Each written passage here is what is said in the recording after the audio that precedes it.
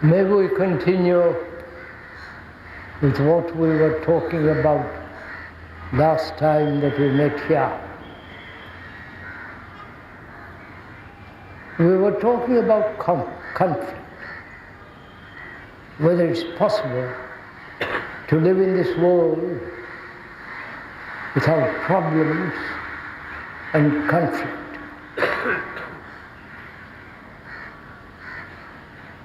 We should go on talking about that, because for most of us, life, the daily living, is a series of struggles, conflicts, pain, and varieties of anxieties.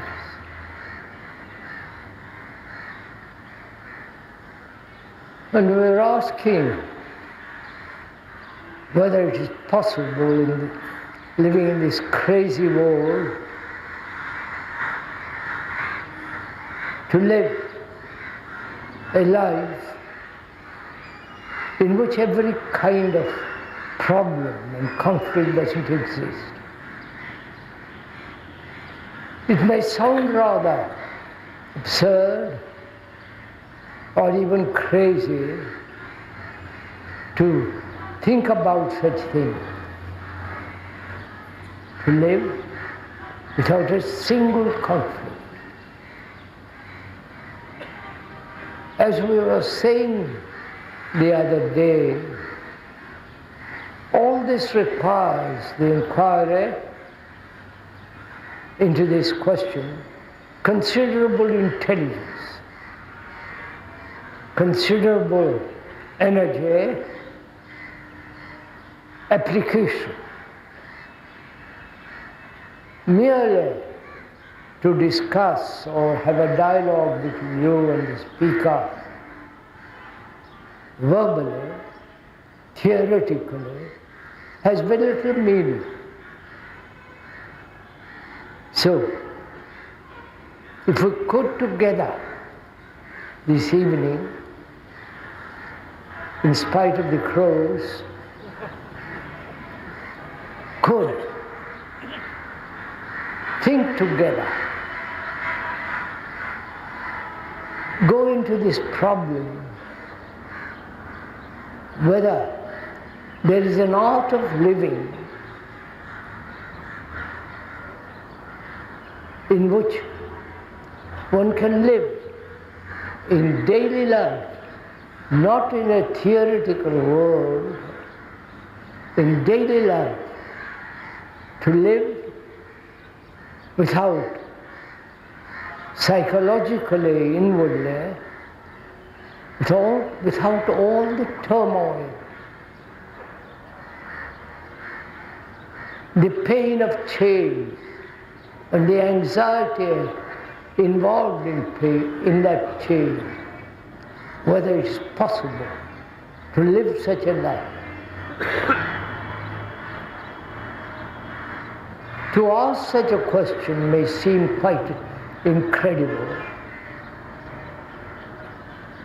because our life, from the moment we're born till we die, is a series of conflicts, struggles, ambition trying to fulfill itself, and all the pain of existence, with sorrow, pleasure, and so on. So if we could go into this question, the art of living, daily life. We have many arts. The art of painting, the art of making a marvelous shoe, first-class shoe, and the art of painting, the art of engineering, the art of communication. There are many, many arts, but for most of us, and probably for the rest of the world too, we have never asked this question. The art of living. To find that out is a terrible.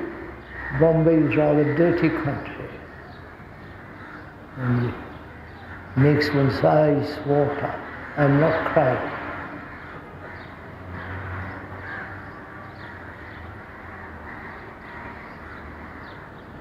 It requires investigation, how to live, because the art of living is the greatest art and the most important art, greater than any other art, greater than the art of government, the art of communication.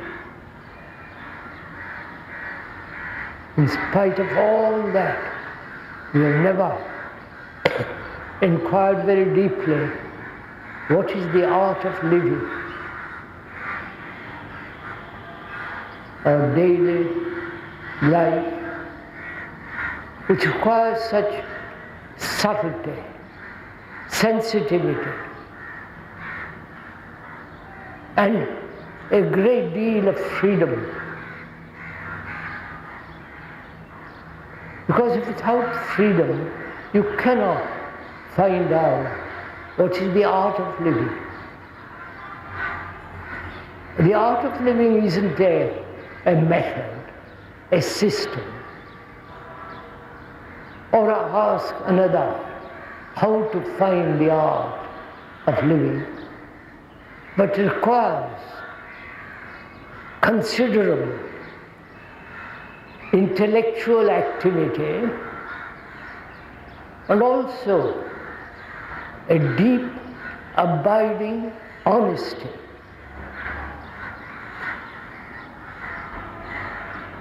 Very few of us are honest. It's getting worse and worse in the world.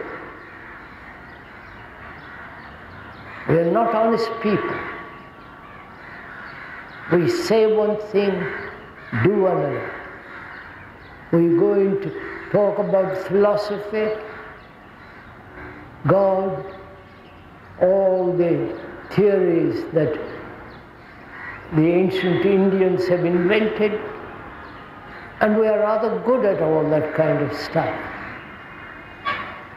But the word, the description, the explanation is not the deed, the action. And that's why there is a great deal of dishonesty. And to inquire into the art of living, there must be a fundamental, unshakable, immutable honesty.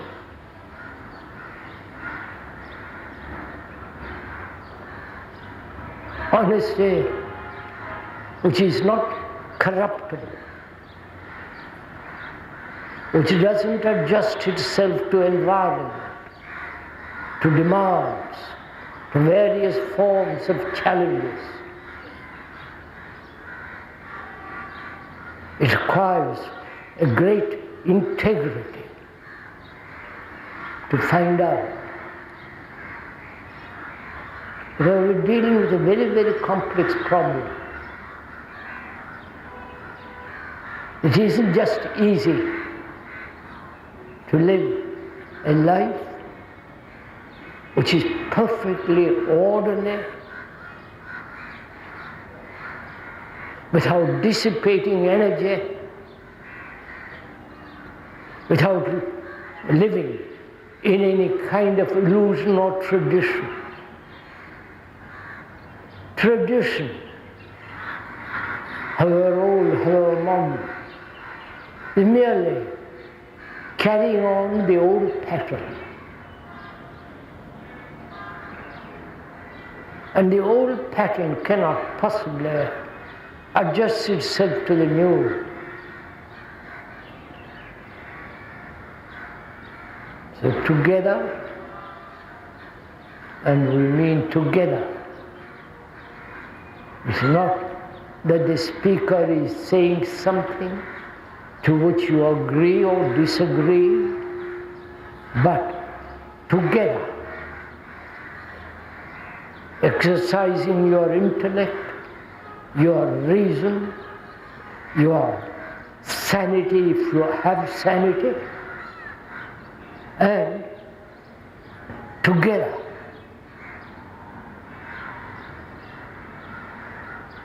looking at this very complex problem. As we said the other day, this is not a lecture. This is not a lecture to give you information, facts, instruct you, to persuade you, to slightly, delicately direct you in a particular direction, not doing any kind of propaganda to inseminate a new set of ideas. It's not anything of that kind. Then that would be dishonorable on the part of the speaker when he says it's not that and he means that.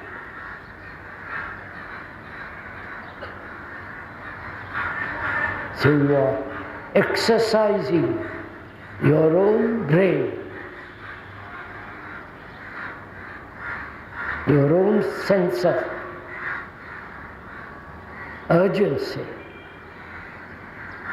demand to find out if there is a way of living which is totally orderly,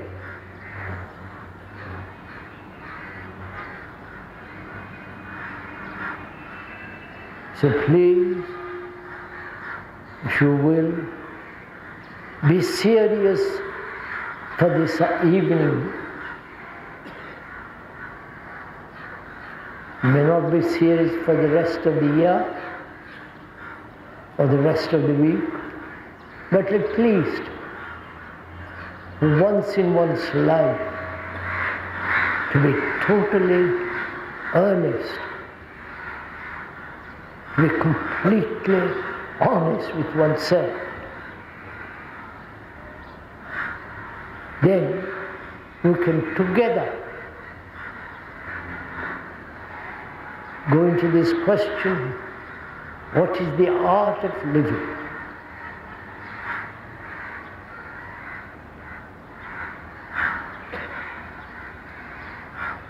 How are we going to find out the art to put everything in its right place?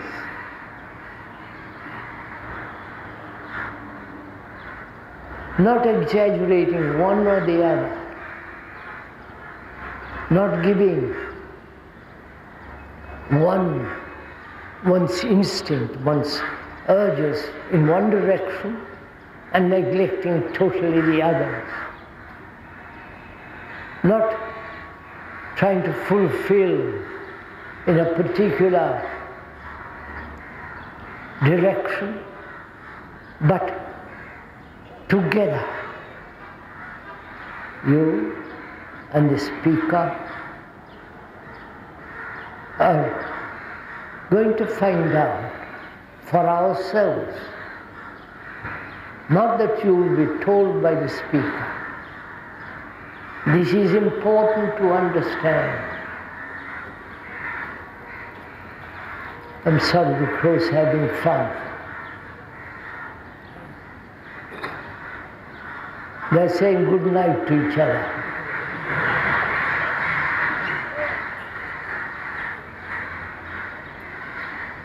They'll quieten down when it gets a little darker.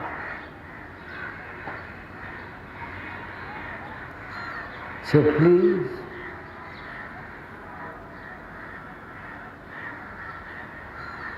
for this evening at least,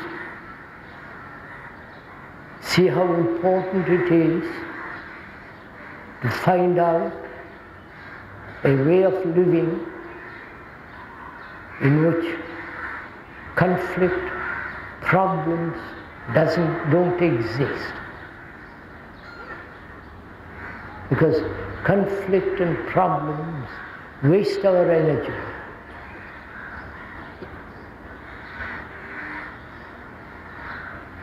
One has to find out why problems exist. There are mathematical problems, geographical problems, and so on, academic problems. We are not talking about those problems. We are talking about the problems of human beings. They are first human beings. Afterwards, they are scientists, engineers, businessmen, all the rest of it. First, we are human beings. But when you give importance to other things, you forget that you are a human being. So please, together, let's find out. The art of living, doesn't it mean to lead a life, a daily life, with tremendous precision, accuracy of order?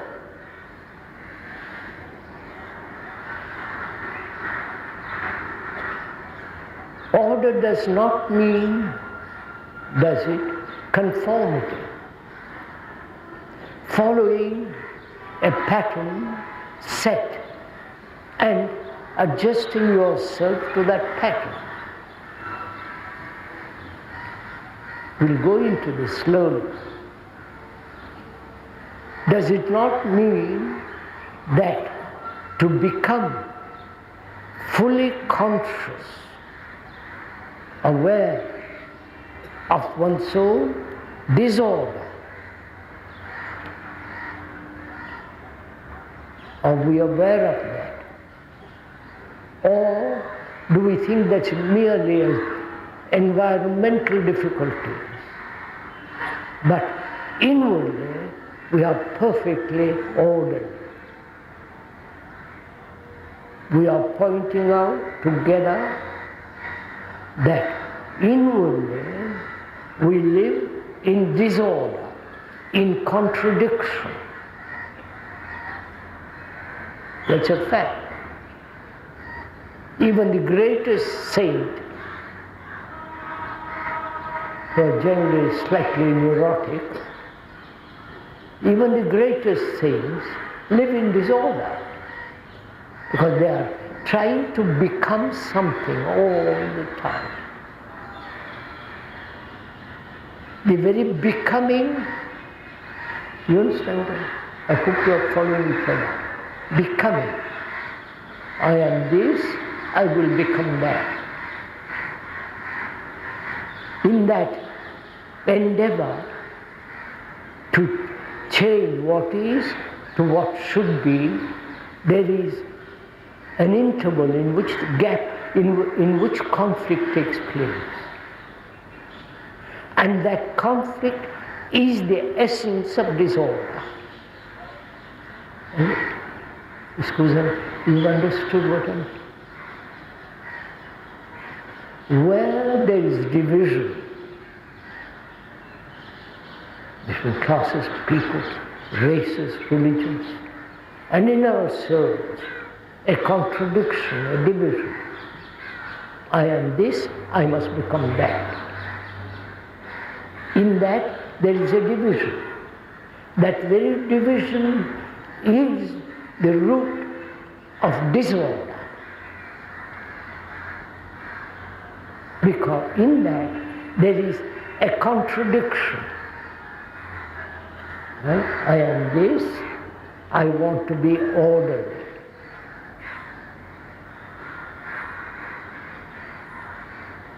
When I say I want to be orderly, I recognize I'm in confusion. So I attempt to bring about order. So I make a diagram, a sketch of what is order, and then I try to follow that. We are saying, if you'll kindly listen together, that very fact is the cause of disorder. Right? Have you understood?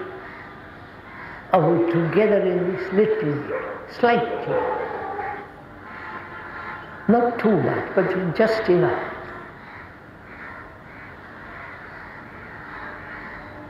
So, where there is division in us psychologically, there must be conflict, and therefore disorder.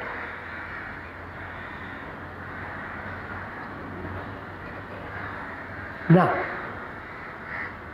as long as there is disorder, trying to find order is still disorder. Right? You understand what I mean? I am confused. My life is in disorder. I'm fragmented, broken up inside. And being confused, out of that confusion, I create a pattern, an ideal, a scheme. And I say I'm going to live according to that scheme. But the origin of that scheme is born out of my confusion. Right? Clear? So, what I have to understand is, why am I confused? Why am I disorderly? If I can understand that, then out of that comprehension, perception, order naturally comes without a single effort. That is, if I can find the causation of my confusion, then confusion doesn't exist. Then there is order. I don't know if you see this. Are we together in this little bit? Are we? Good. When you say yes, sir, do you really mean it? Or is it just verbal assertion, let's get on with it? That is dishonesty.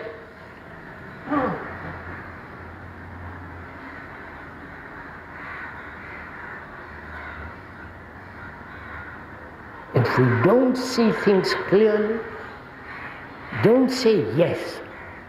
Say, I don't see it. Then we can together have a dialogue about it. But if you say yes, or what your concern is, then let's go on. So please look at it carefully. You've got whole hour. And this awareness of confusion,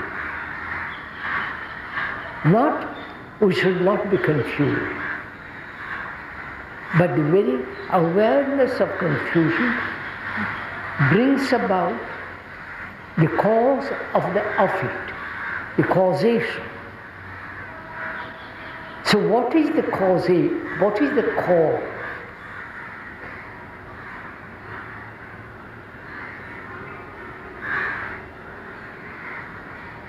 You understand? If I am ill, go to a doctor, and the doctor, if he's fairly good, says, you you are eating or doing certain things that upset your whole organism. So he says, don't do this, don't do that. So I change. I eat properly. In the same way, if we can find the cause, then the effect is changed. And if if there is a change in the effect, there is change in the cause. You understand?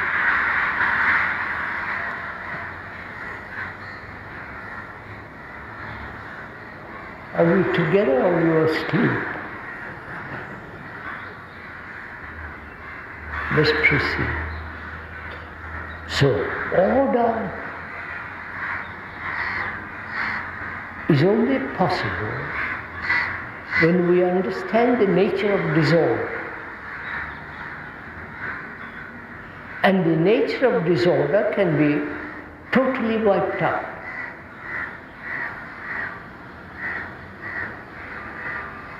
If I am quarreling with my wife, or the wife is quarreling with me, I find out why we are quarreling. If we like to quarrel, that's a different matter. But if we want to stop quarreling, we say, let's talk about it. Let's see why we quarrel. And then we find we are quarreling about opinions. I want this and you want something different. And thereby we begin to communicate with each other and ultimately come to some point where we both of us agree. So similarly, together, to live a life, the art of living so that it is completely ordered. That is the art of living. Then, the art of living implies that there should be no fear. Right? Should we go into it? Are you interested in it?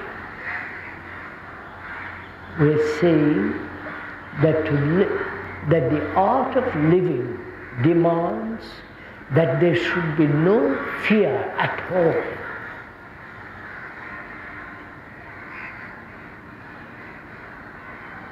Fear of psychological security, fear of death, fear of not becoming something, fear of losing, gaining, the whole problem of fear. Shall we talk about it together? Whether it is possible to totally be free completely of fear. Because a mind, a brain that's frightened,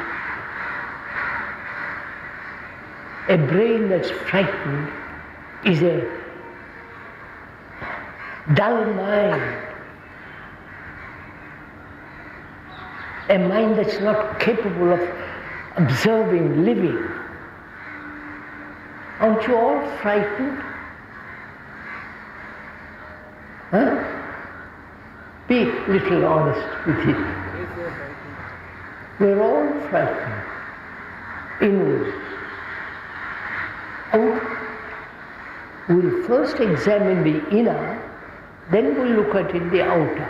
Not the other way around. Yes? We all want physical security. That's what everybody demands. Money, position, safety, security, physical. But we never inquire into the security, certainty, inwardly. Because the inward activity shapes the outer, controls the outer. Right? You understand? So, we are asking, the art of living consists not only having complete order, but also to be totally, psychologically, inwardly free of fear. Is that possible?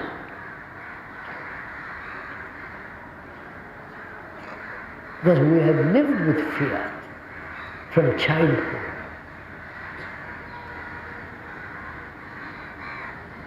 Fear of the husband, fear of the wife,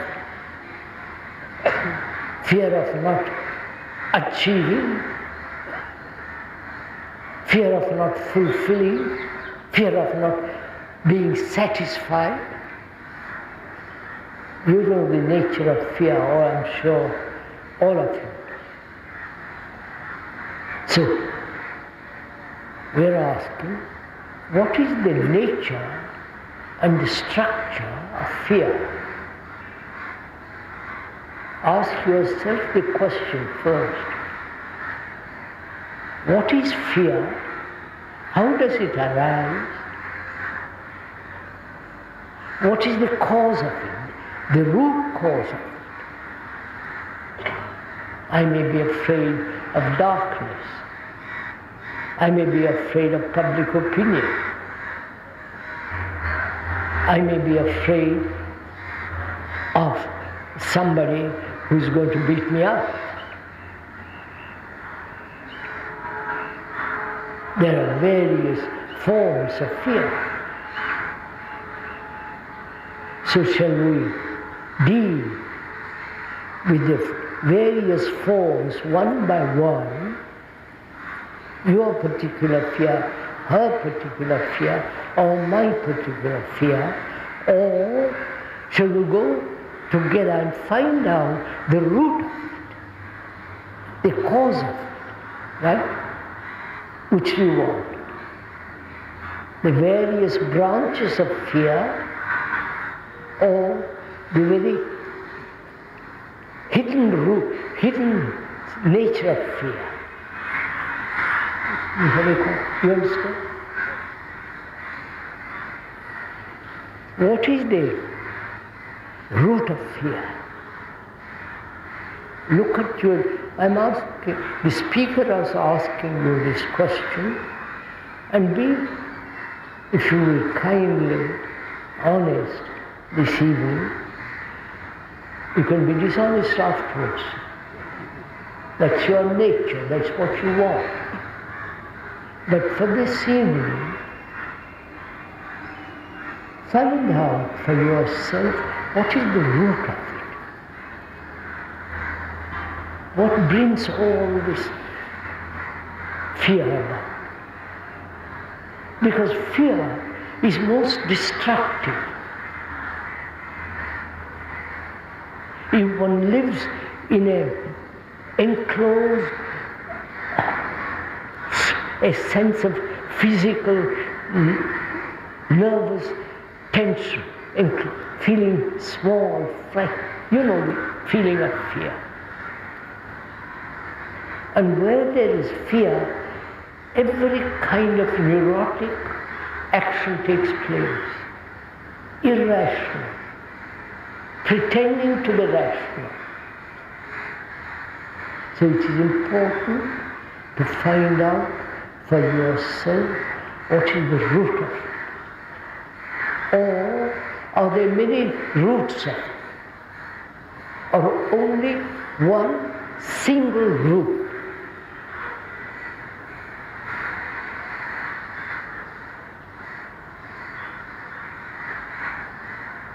Probably you have not thought about this. You are too busy earning money.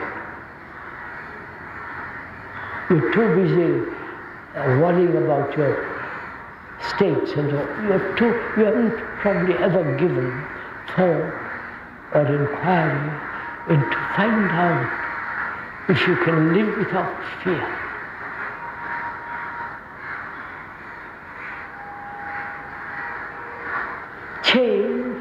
from what is to what should be is one of the causes of fear. I may not ever arrive there, so I'm frightened of that too. I'm also frightened of what is going on. I'm also frightened of the past. Right? So we are trying together, not accepting what the speaker is saying, but try to find out. That requires honesty, skepticism, not accepting a thing that the speaker is saying, but to see for ourselves the essence and the structure of fear. Right? What is fear? Not what we are afraid about. I am afraid about death, suppose, because I am getting old and I am greatly frightened. We are not asking what you are afraid of, but what is fear per se in itself. You understand? I'm getting tired. All right. So what is fear itself? How does it come about?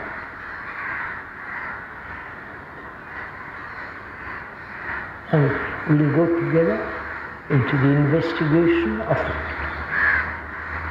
But you must together share it, not verbally accept it. Then if you verbally accept it, theoretically or intellectually, at the end of it you are still frightened. And that's a waste of time, or your time and the speaker's time. But if you and I, speaker, can walk together, journey together to the whole nature of fear, and you yourself capture the truth of the cause of fear, then you are free. Unless you want to be frightened for the rest of your life, you may like it. Because people do love some kind of fear, because that makes them feel at least they have something to hold on to.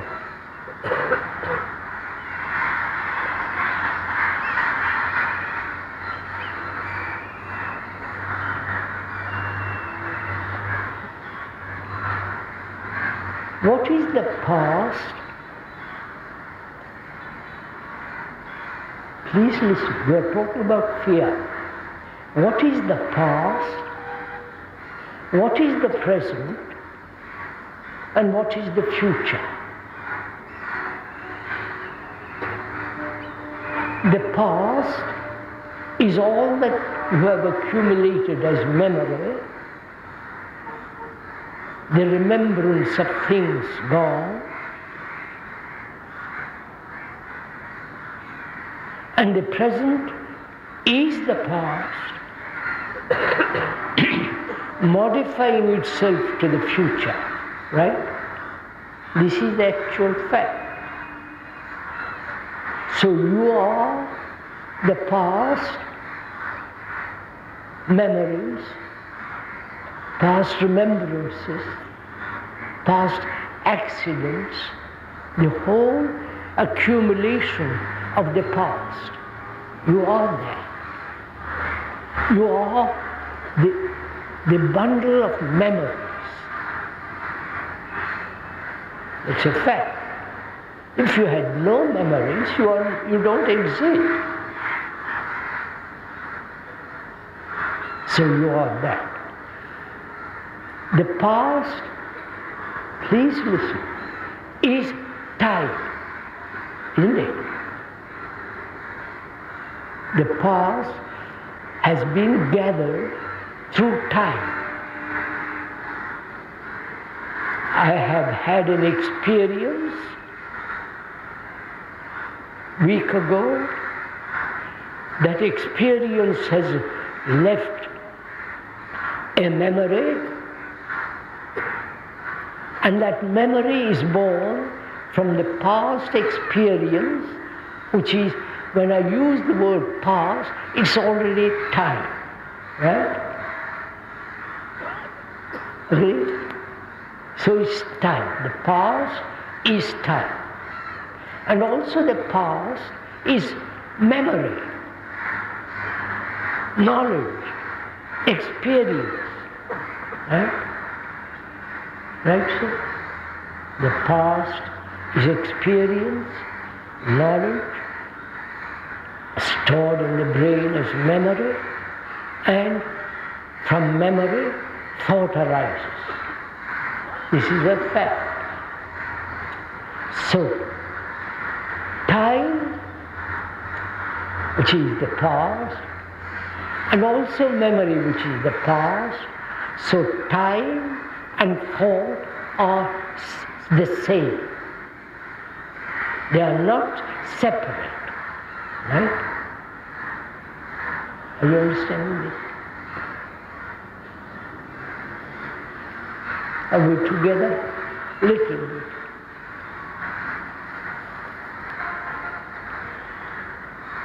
So, we are asking, fear is both time and thought. I did something a week ago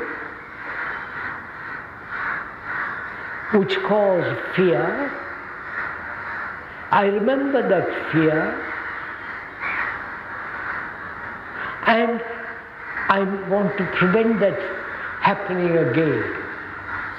So there is the past incident which caused fear, which is, and it is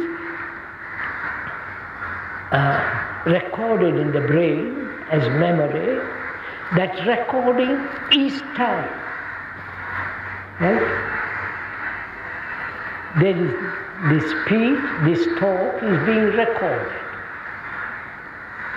This recording is time between the word and the thing. That is time. I hope you understand all this. And thought is also time. Because thought comes into being through memory, through knowledge, through experience. So thought and time are similar, together, they are not separate. Right? And we are saying, asking, is that the root of fear? Time and thought. Time thought. That is, I am afraid of death. Right? Death is, I'm still young, old, whatever it is, I'm healthy, but death is waiting for me. And I'm afraid of death. That is, I have put it away from me. But I'm still afraid of that. Aren't you all afraid of death? Yes? No? You must be strange people if you are not afraid of death. So, fear, the root of fear is thought, time. Don't say, how am I to stop time and thought? If you say how, then you demand a system, a method. Then you will practice that method, which means time. Right? So you're back again in the same old pattern. Have you understood? But if you understand grasp, have an insight into the nature of fear and the causation of fear, which is thought and time, if you really grasp that, then hold it. Don't run away from it. Look,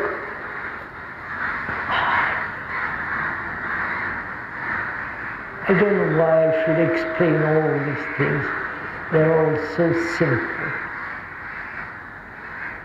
But you're all very complicated people. Too intellectual, too learned, too experienced. You can never meet anything simple. But we'll go into it.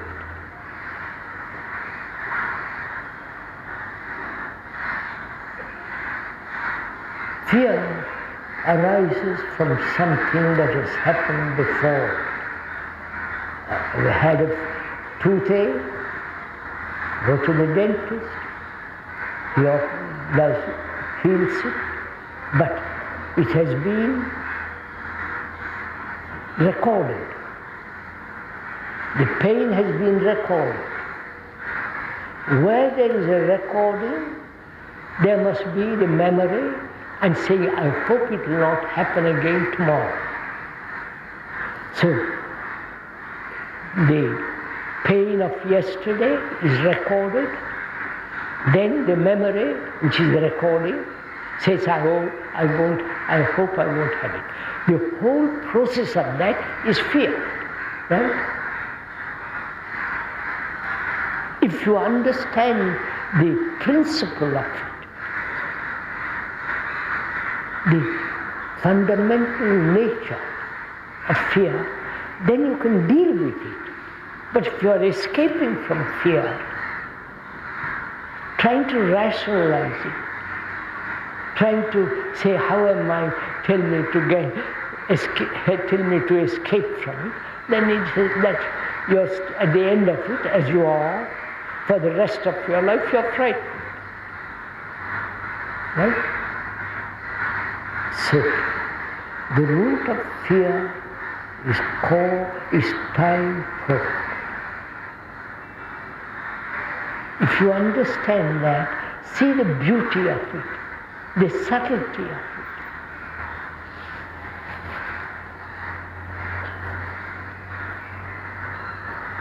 And the other thing is, people are afraid, as you are, most people, human beings throughout the world, are afraid of death. Right? That's one of the fundamental fears of life.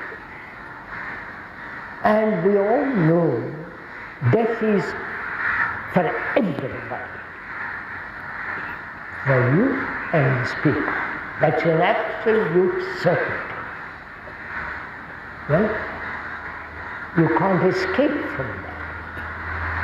You might live longer by not wasting your energy, by leading a simple, sane, rational life, but however way you live, death is inevitable, right? Would you accept that? Not accept, it's a fact. Would you face that fact? You are going to die, says the speaker. You, who are you?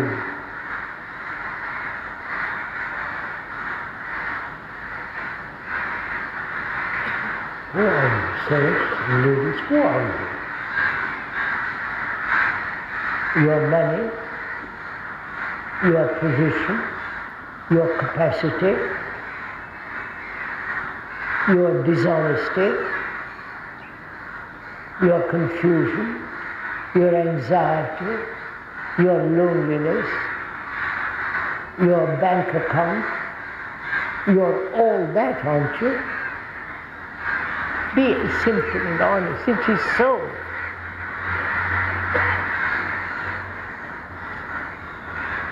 And we are asking, what is the art of living when we are going to die? It is there, whether you like it or not. What's the art of living so that one is not afraid of death? You understand?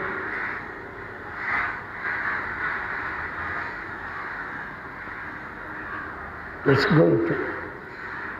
go into it, not verbally, not intellectually, not theoretically, but actually. So that you know what death means. We're not advocating suicide.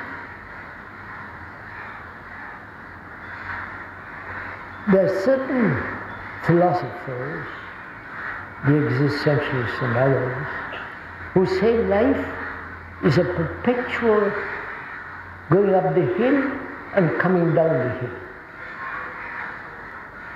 Pushing up the hill and after you reach certain height, coming down. And life, such a life, has no meaning. Therefore, commit suicide. You understand?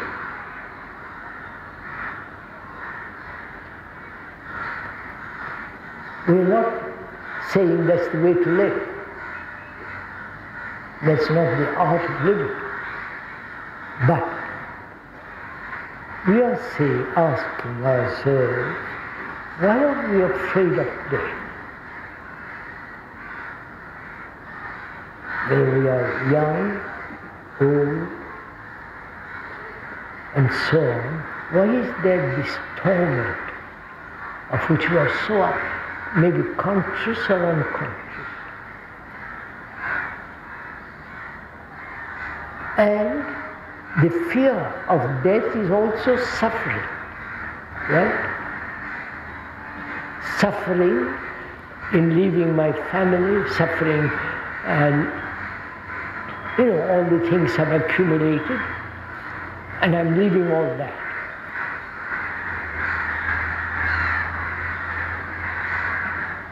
So, the art of living is not only to find out how to live our daily life, but also to find out what the significance of death is while living, right?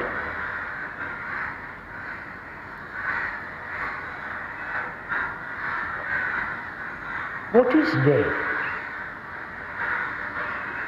There is the biological, organic, ending through disease, through old age, through accident, through some misfortune.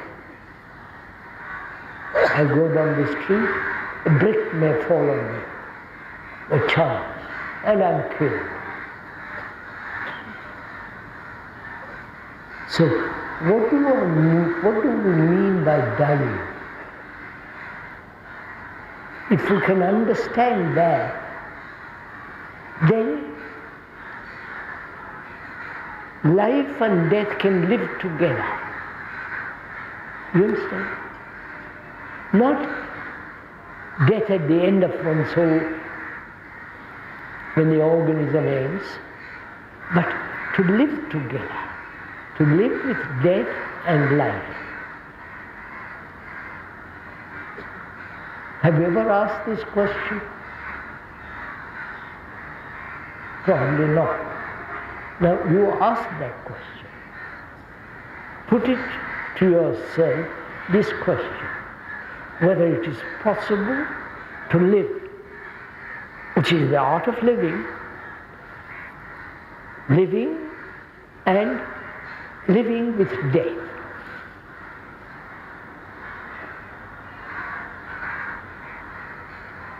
Now, to find that out, you must find out what is living, right? Which is more important, dying or living, before or after? You understand my question? Most people are concerned after, when there is incarnation, law, all that kind of stuff. But they never ask, which is more important, the living, which is an art? If I know, if there is a right living, perhaps death is also part of right living.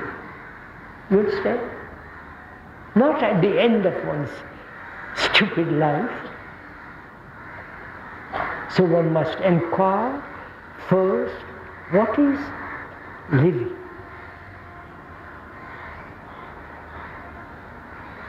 You answer, child.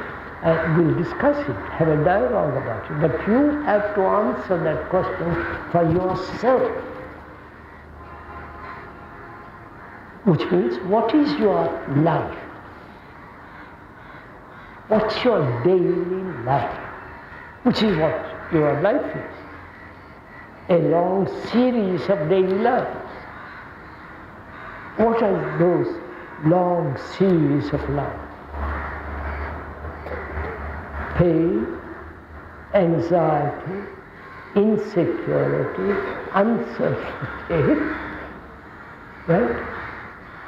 Some kind of illusory devotion to some entity which you have invented,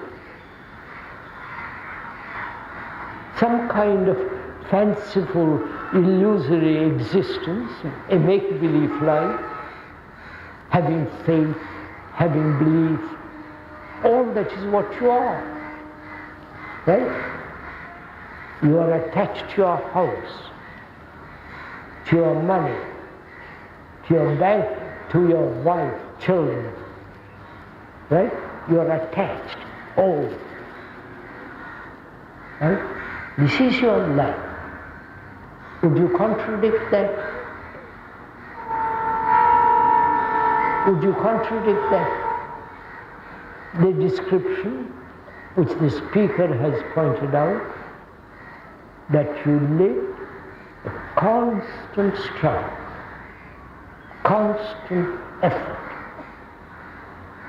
conflict, pain, loneliness, sorrow.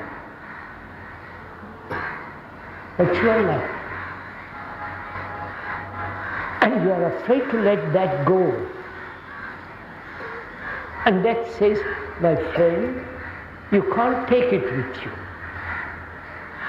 You can't take your money, your family, your knowledge, your beliefs.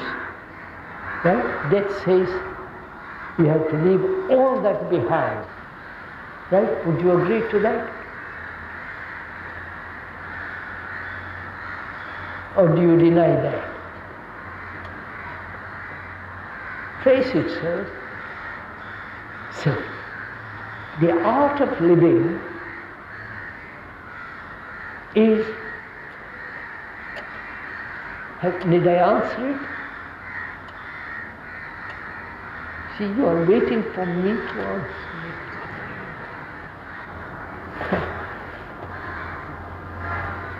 it. Look, sir, I'm attached to my wife, or to a certain conclusion. I'm tremendously attached to it.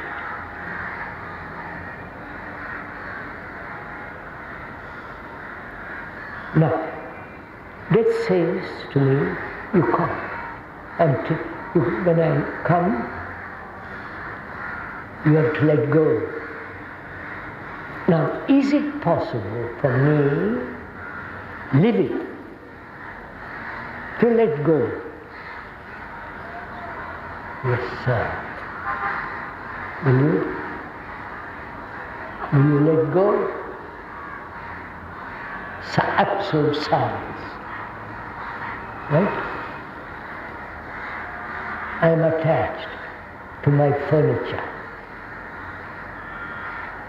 I've polished it, I've looked after it.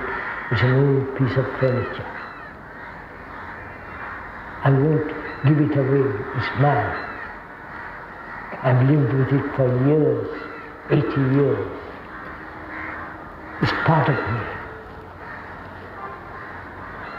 When I'm attached to that piece of furniture, that furniture is me. I know you laugh, but you won't let that furniture go.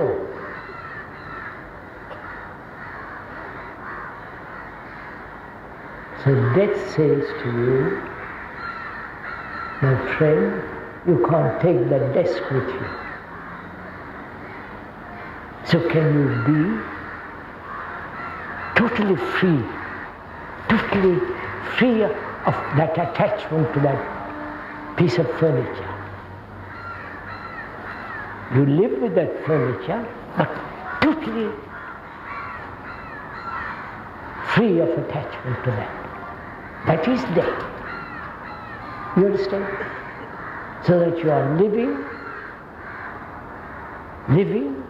and dying all the time. You don't see the beauty of it.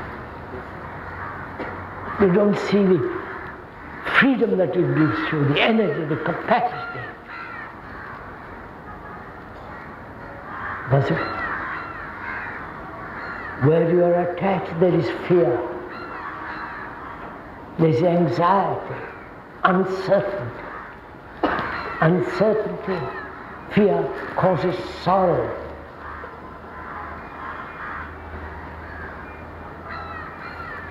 And to go into the question of sorrow, as part of life, everybody one on earth has suffered, has shed tears.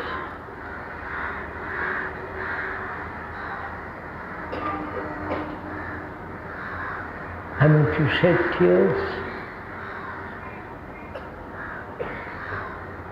Your husband doesn't care for you. He uses you and you use him. And you suddenly realize how ugly that is. And you suffer. Man has killed man throughout history. In the name of religion, in the name of God, in the name of nationality, in the name, right? So man has suffered immensely.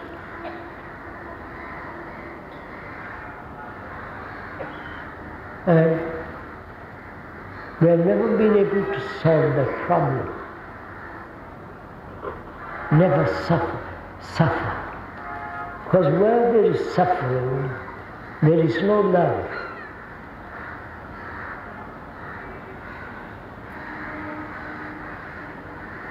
In suffering, there is not only self-pity, there is also fear of loneliness, of separation, of division, remorse, guilt, all that is contained in that word.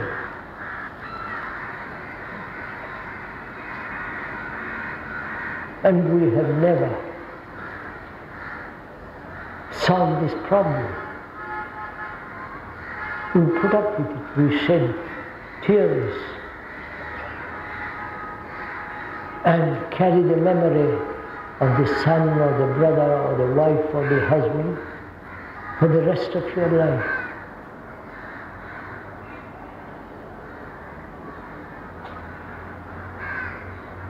Is there an end to sorrow? Or must man forever and ever carry this burden? To find that out is also the art of living.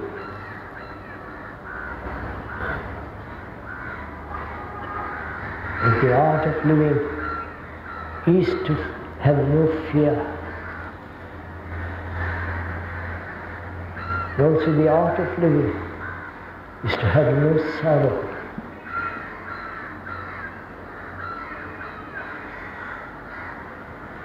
So to inquire into that complex problem,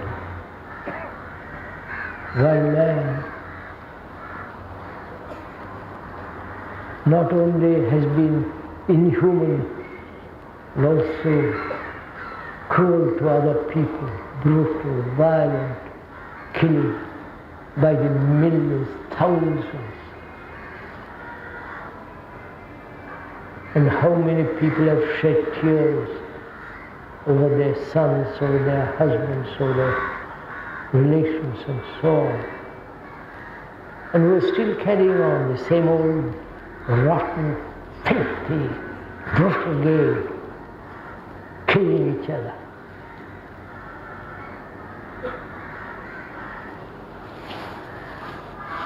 We are going to have, I believe I saw as who came down, a neighborhood show here. Right? Yes, sir. And you are very proud of your army and your name and all that rot.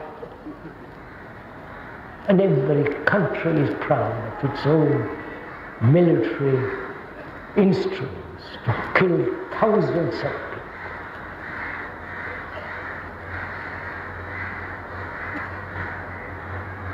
And you agree, we should not, and you carry on the next day. Never inquiring whether you can stop in yourself violence.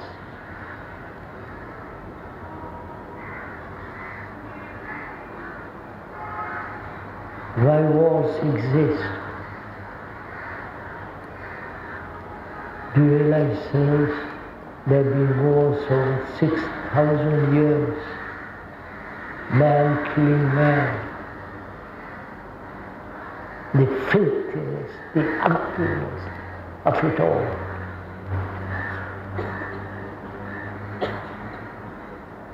And you don't mind. It's happening far away somewhere. And you don't mind. But you are preparing for it too. So that's one of the problems of life. Whether it is possible to live without sorrow.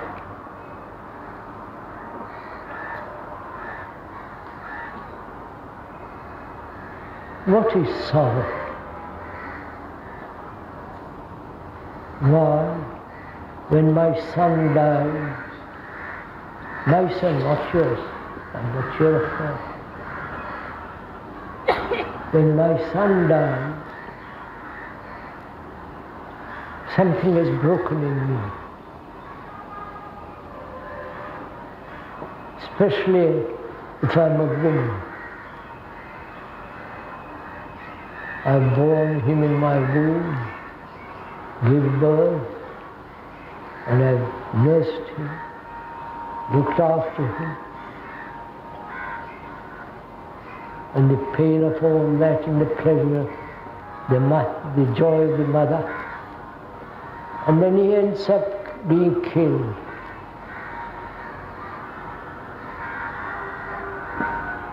For your country. Your honor demands that he be killed. You understand all this, don't you? Why do you allow it?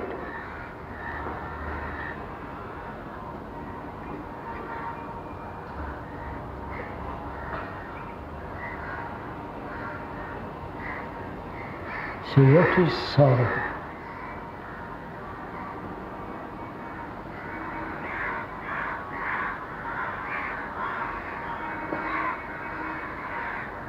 Is it that my son, gone, can never return, though I think we'll meet next life, or in heaven or in hell.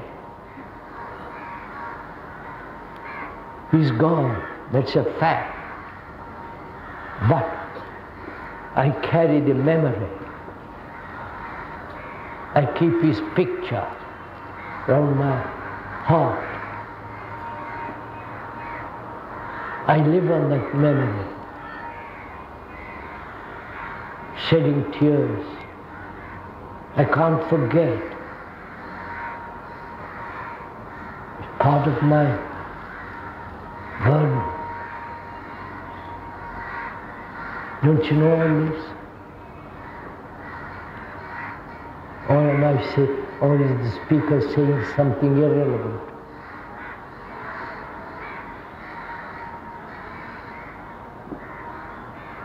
And we have never asked why we suffer.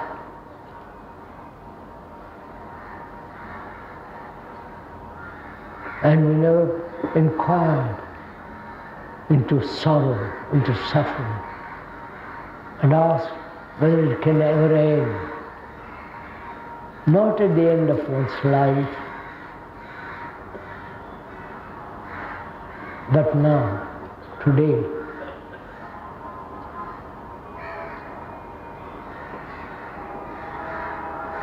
If you begin to inquire into it, as we are doing now, I hope, what's the cause?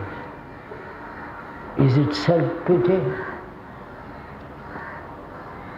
Is it that you're young, fresh, alive, and gone?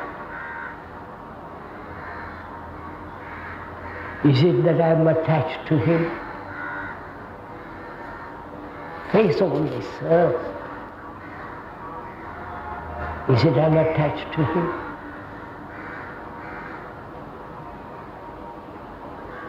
And that attachment, what is that attachment? To whom am I attached? To my son? What do I mean by my son? Be rational, logical. What is my son? I have a picture of him. I have an image of him. I want him to be something.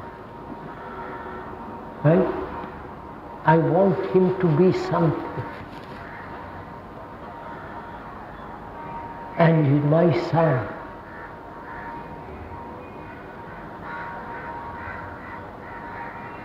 And I'm attached desperately. Because he will be carry on my business. He'll be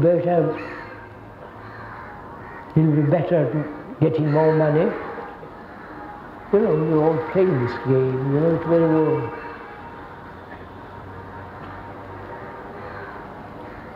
And that's one side. We also have certain affection. We will not call it love, but we'll call it a certain kind of affection. If you loved your son, you would have a different kind of education, right? Different kind of upbringing. Not just follow your footsteps. He's the new generation.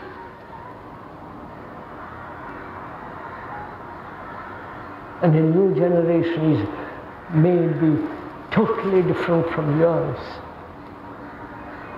I hope he is.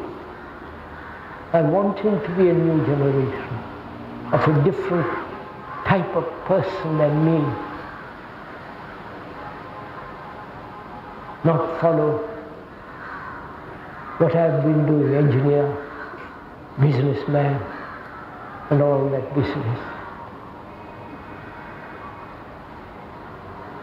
But I want him to inherit my money, my possessions, my house, big game you're all playing.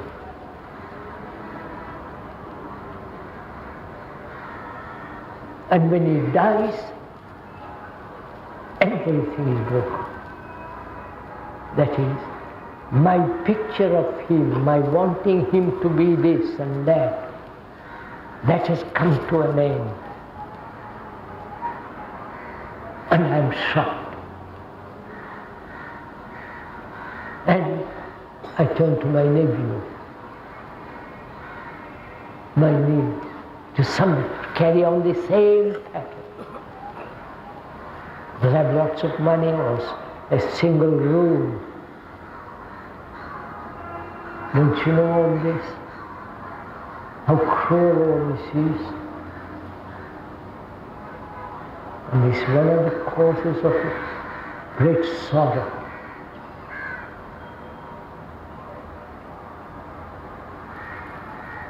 And death, of course, is the final sorrow.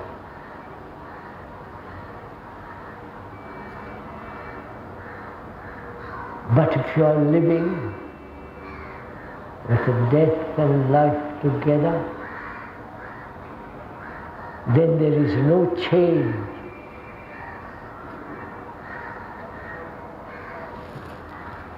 You are incarnating every day as fresh, not you.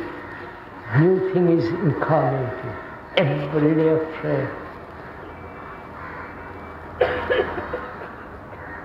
And in that there is great beauty. That is creation. Not merely painting a picture, building a house or architecture, but living with this death and life. And that gives you, in that there is tremendous freedom. And freedom implies also, the root meaning of that word freedom is also love.